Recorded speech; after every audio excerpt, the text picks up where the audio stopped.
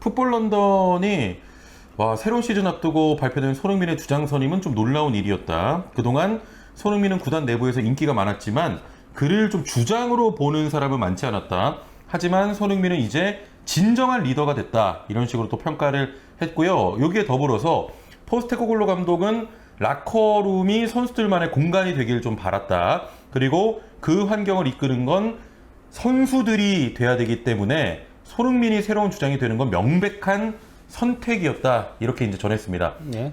손흥민 선수의 이제 주장이 굉장히 합리적이었고 당연히 손흥민이었고 지금까지 뭐 짧은 시간이지만 매우 훌륭했다. 이렇게 이제 평가를 하고 있는 건데요.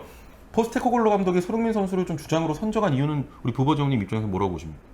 아니 근데 저는 풋볼 런던이 이거에 조금 놀라운 결정이었다라고 한 거 자체가 더 놀라운데요. 왜요? 왜냐면 손흥민 선수는 주장 후보 1순위 중에 한 명이었어요. 왜냐면은 그러니까 그 토트넘에서 짬순으로 호이비에르, 다이어, 손흥민 이렇게였거든요. 네. 근데 이제 다이어도 판매 대상이었죠. 그렇죠. 호이비에르도 지금 판매 그렇죠. 대상이죠. 네. 예, 그러면은 손흥민밖에 남지 않는다. 맞아요. 플러스 이제 그 포스테코글로 감독이 이제 그 싱가포르에서 기자회견에서 손흥민 선수에 대해서 리더십이 있는 선수로 이제 막 예. 뭐 손흥민을 통해서 뭔가 얘기를 한다. 선수들이. 예, 선수들 모두와 맞아요. 친하다. 그러니까 맞아요. 누군가는 어쨌건 간에 어린 선수들과는 조금 친하지 않고 뭐 이런 게 있는데 손흥민 선수는 두루두루 친하기 때문에 누구와도 연결고리가 될 수 그렇죠. 있다. 그렇게 얘기를 했었거든요. 네. 그래서 그 기자회견을 하고 나서 뭐 디애슬레틱이라던가 이런 데서 아예 그냥 디애슬레틱은 솔직히 말하면은 굉장히 그러니까 뭐랄까 추측성 기사를 안 내는 데잖아요. 거의 약간 분석을 하고 뭐 이렇게 하는 근데 데죠. 거기서 아예 제목이 이게 그 포스테코글루가 손흥민을 차기 주장으로 케인이 떠날 경우 케인이 그때는 이제 떠나지 않은 상황이었으니까. 예, 그러니까 케인이 떠날 경우 차기 주장으로 손흥민을 점 찍은 거를 암시한 거 아니냐. 네. 차기 주장을 암시한 거 아니냐. 이렇게 아예 제목이 나왔었거든요. 저는 도리어 더 놀라운 거는 메디슨과 로메로가 그 주장단. 예, 주장단에 들어갔다는 거. 왜냐면은 주장단은 기본적으로 뭐 주장은 그래도 가끔씩 파격을 할 때가 있어요. 네네. 그러니까 팀 내 최고 스타한테 주거나 뭐 이런 경우들이 좀 있는데 어리더라도. 예. 뭐 당장 뭐 예를 들어 가지고 더리우트도 뭐 네덜란드 역대 최연소 주장도 했었고 네. 아약스에서 뭐 어린 나이에 주장되는 선수들은 은근 많거든요. 예. 그런데 이제 그 부주장단 같은 경우는 선수단을 전체 이제 관리하는 그런 역할들을 같이 하다 보니까 짬순으로 해요. 부주장은 그렇게 뭐 그게 아니다 보니까 거의 짬순으로 하는데 신입생인 메디슨이 이제 왔는데 오자마자 이제 주장단 시킨 거고. 로메로도 이제 2년 차잖아요. 그렇지. 예. 물론 임대까지 하면 3년 차지만. 네네네. 그런 면에서 오히려 파격이다. 왜냐면 예. 손흥민 선수는 어찌됐건 챔피언스리그 결승 멤버에 유일하게 이제 있는 멤버고 선수들하고 워낙 친하고 뭐 실력으로 보나 토트넘 경력으로 보나 당연히 이제 그거는 맞는데 주장으로 로메로와 메디슨이 좀 파격이었다 오히려. 근데 저는 그러니까 이게 어느 정도 포석이 있지 않았나 싶긴 해요. 일단은 실력순. 실력순. 실력으로 아무도 이제 반박을 할 수 없게 네. 그런 것도 있지 않나 싶긴 하고요.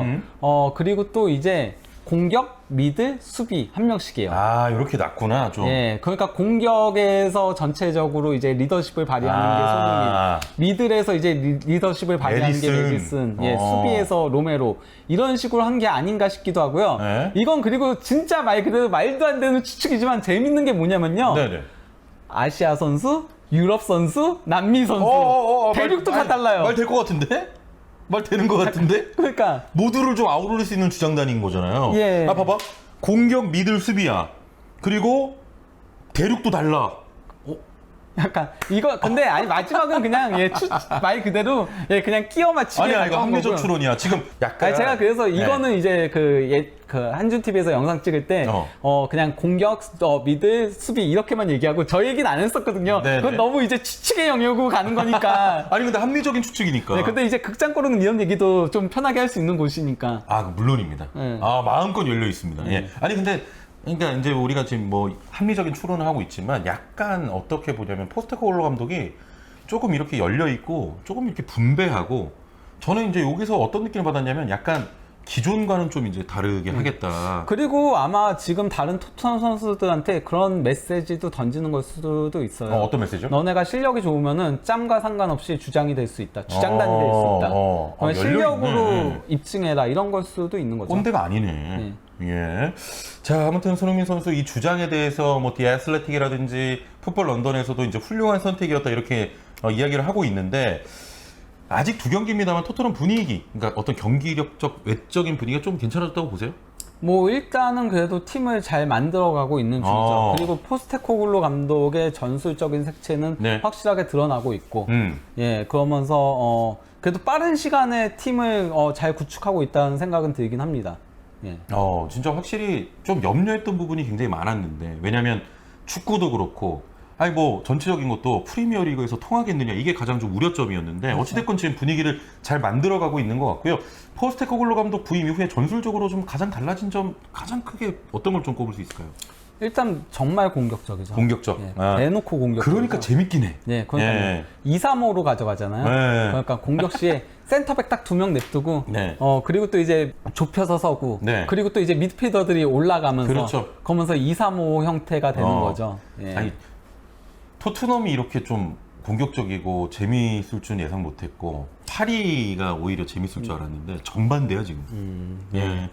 파리는 근데 너무 변동이 많다 보니까 네. 아직도 지금 변동되다 보니까 그것 때문에 이제 이강인 선수가 오른쪽 갔다 왼쪽 갔다가 아직도 포지션이 고정이 안 되는 거잖아요. 그렇죠. 예. 여기는 빨리 뭔가를 좀 일단락해야 되는 것 그러니까요. 같아요. 빨리 해야죠. 예. 예.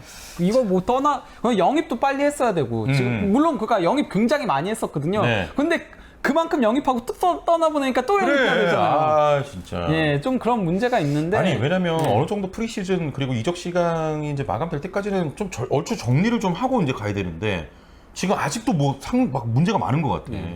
그리고 확실히 뭐랄까 저는 손흥민 선수를 주장으로 내세운 데에는 그런 것도 있다고 생각해요. 손흥민 선수의 최대 강점은 사실 어떻게 말하면은 카리스마 있는 리더십보다는 좀 이렇게 품격. 그리고 장난도 많이 치고. 장난 많이 치고. 맞아요. 그래서 가장 진짜 막 뉴스에서 막 갓 올라온 선수한테도 가장 먼저 말을 거는 게 손흥민 선수고, 맞아요. 그러면서 장난 걸고 막 쌀을 막 이러는데, 맨날 옆에 있고. 예, 근데 지금 포스테코글루의 팀은 어린 선수들로 개편을 하고 있어요.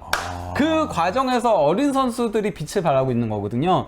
그런 가장 면에서. 대표적인 케이스가 파페사르인 그렇죠. 거잖아요. 이번에 골도 기록했고. 예, 그리고 또 이제 비수마도 아직 어린 선수기도 어리죠. 하고 우도지 완전히 어리고, 예, 그러면서 그 선수들에게 으쌰으쌰 해줄 수 있는. 어떻게 보면 그러니까 너무 카리스마로 끌고 가는 게 아니라 예, 엄격하게 막 집어넣는 게 아니고 너 이것도 못해 막 이러는 게 그렇지.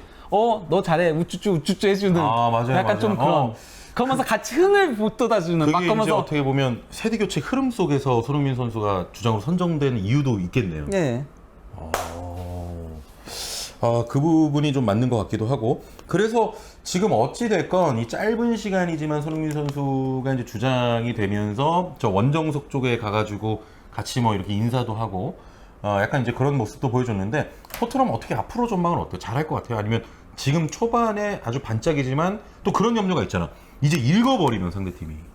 그것도 있고, 그러니까 네. 조금 수비적인 리스크는 여전히 있긴 하죠. 있죠. 예. 그러니까 너무 공격적으로 플레이를 하고 있는 건 맞긴 하거든요. 당장 그 브렌트포드전에 그래서 이제 이 실점을 허용한 거잖아요. 그렇죠. 그리고 맨유전도 물론 토트넘 잘한 거 맞아요. 더 네. 잘했거든요, 맨유보다. 네. 더 잘했는데 전반전에는 그래도 토트넘이 더 실점 위기도 많긴 했었어요. 맨유가 골을 못 넣은 것도 있었죠. 그렇죠. 예. 그러니까 지금 만약에 더 그런 결정력이 좋은 팀을 만난다면 저는 경기 내용은 계속 좋을 것 같아요. 토트넘이 어떤 팀을 만나도 지금 포스테코글루 체제에서는 경기 내용은 좋을 수 있는데 네. 경기 내용은 좋으면서 지는 경기들이 나올 가능성이 있거든요. 충분합니다. 예. 충분히 그럴 수 있습니다. 그러니까 그 부분에 있어서 얼마나 이제 밸런스를 조금 잡아갈 수 있느냐가 관건이라고 할 수 있겠죠. 그런 밸런스는 앞으로 좀 경기하면서 좀 맞춰가지 않을까요? 토트넘도? 그런데 사실 포스테코글루 감독은 셀틱 감독 시절에도 네. 수비는 참 못한다는 평가를 들었습니다. 공격 전술은 좋은데. 예, 단지 셀틱은 워낙 찍어 누르는 거기서의 최고 지배자였다 그렇죠, 보니까 그렇죠. 그랬지. 네. 제가 셀틱 팬들이랑 좀 친하거든요. 네네. 그래서 셀틱 팬하고도 치네? 셀틱 그러니까 한국 전체 총괄하는 그 친구도 저랑 친해서 그래서 그 친구랑도 굉장히 거기가 기자했던 얘기도 하거든요. 예, 그래서 얘기도 많이 하고 그랬었는데 그래서 포스테코글루 감독 올 때도 얘기도 많이 하고 그랬었는데 셀틱에서 정말 많은 사랑을 받은 감독인데 수비 전술은 구리다는 평가를 들었대요. 그래 되게 이거였어. 공격 전술은 진짜 좋다. 네. 근데 수비는 진짜 셀틱에서도 별로라고 평가받는다. 자, 지금 이제 많은 분들이 히샬리송 자리가 굉장히 걱정된다 뭐 그렇죠. 이렇게 얘기하시는데 그러니까 지금 사실 토트넘이 어떤 의미에서 브렌트포드한테 승리하지 못하고 발목 잡혔던 거 이런 것들은 결국 공격진이 지금은 조금 그렇게 좋지 못한 거거든요. 이렇게 공격적인 전술을 쓰는데 마무리가 조금 안 좋아요. 그러면 지는 거지. 예, 근데 공격 전술 특히 쓰는데 히샬리송이 거의 지금 공기와도 같은 존재예요. 그러니까 최소한 히샬리송이 골을 못 넣더라도 그러면 싸워주기라도 해야 되는데 버텨주면서 좀 내주거나. 예, 그것조차 안 되고 있어요 지금. 도리어 사실 손흥민 선수가 버티면서 내주는 플레이를 가장 못하잖아요. 그러니까 손흥민 선수의 많은 능력들 중에서 가장 떨어지는 게 버텨주고 내주는 건데 그런 유형이 아니니까 또. 근데 손흥민 선수가 히샬리송 나가면서 최전방 공격수 가서 그 역할을 도리어 훨씬 잘해줬어요. 더 잘해. 예, 도리어 잘했어요. 그렇기 때문에 지금 히샬리송이 가장 큰 고민이라고. 그래서 이제 스트라이커 자원도 이제 데려올 생각을 하고 있는 거고 토트넘도. 아니 그러면 손흥민 선수가 그리고 현재 클룹세스키도 폼이 좋지 못해요. 거기도 안 좋아. 예, 그러니까 지금 공격진이 그렇지. 예, 그래서 그 경기력 대비 득점 생산이 물론 뭐 두 골씩을 넣긴 했지만은 앞으로가 이제 걱정인 이게 거죠. 그래서 더 무리하게 되는 것도 있어요. 차라리 그러니까 일찍 골을 넣으면은 어느 정도는 밸런스를 잡잖아요. 그렇죠. 근데 일찍 골을 넣지 못하다 보니까 더 이제 아무래도 조금 더 라인을 올리고 하다 보면 그렇게 될 수도 있는 거죠. 아니 그러면 손흥민 선수가 톱으로 올라가는 게 더 맞다고 보세요? 현재로서. 왜냐면 히샬리송이 그 역할을 못하니까. 예, 히샬리송이 못하는 것도 있고요.